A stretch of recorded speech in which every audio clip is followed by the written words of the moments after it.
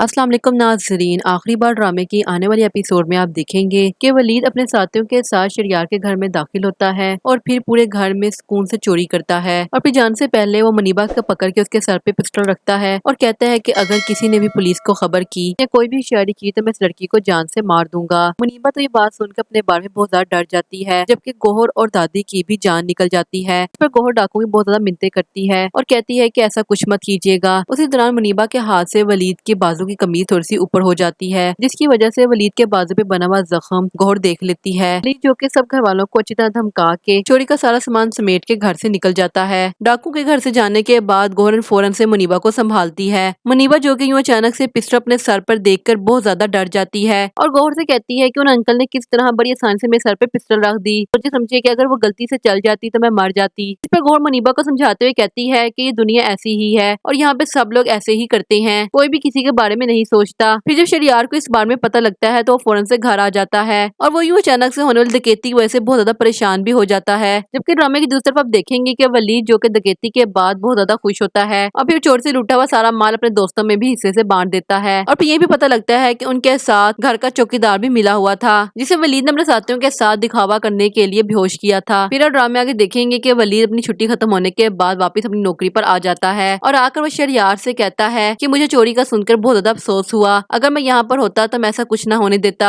जिस पर शरियार वलीद से पूछता है कि तुम तो छुट्टी पर गए हुए थे तो तुम्हें कैसे पता चला कि यहाँ पर पीछे से चोरी हुई है। जिस पर वलीद बड़ी होशियारी से अपनी बात को टालते हुए कहता है कि ऐसी बातें कहाँ छुपती हैं। फिर आप ड्रामे आगे देखेंगे कि वलीद अपना काम कर रहा होता है कि अचानक से गोहर की नजर वलीद के बाजू में बने जख्म पर पड़ती है। वलीद के बाजू में बने उस जख्म को देखकर गोहर को फौरन याद आता है कि उस डाकू के हाथ पर भी बिल्कुल ऐसा ही जख्म बना हुआ था, जिसके बाद गोहर समझ जाती है कि उस चोरी में वलीद भी शामिल था। फिर गोहर बिना वक्त जाया किए शहरयार के पास जाती है, उसे जाकर कहती है कि मुझे आपसे एक बहुत जरूरी बात करनी है। इस पर शहरयार कहता है कि हाँ बोलो। तो गोहर आगे से बताती है कि शायद आपको मेरी ये बात सुनकर यकीन ना आए, लेकिन मुझे पूरा यकीन है कि हमारे घर जो डकैती हुई है उसमें वलीद भी जरूर शामिल था। जिस पर शहरयार गोहर से कहता है कि तुम्हें जरूर कोई गलतफहमी होगी, वो ऐसी हरकत करने के बारे में नहीं सोच सकता। जिस पर गोहर शहरयार को बताती है कि उन डाकुओं में एक आदमी जिसने मुनीबा के सर पे पिस्टल की थी उसके हाथ पर जख्म बना हुआ था और मैंने अभी भी वलीद के हाथ में भी बिल्कुल वही जख्म देखा है। और सोचने की बात ये भी है कि जब वलीद छुट्टी पर गया तभी उसके पीछे से ही घर में डकैती हुई और उन चोरों को इस घर की पूरी इन्फॉर्मेशन भी थी कि कहाँ पे क्या सामान पड़ा हुआ है। और इन सब बातों से तो यही साबित होता है कि ये चोरी वलीद ने मिलकर सबके साथ की है।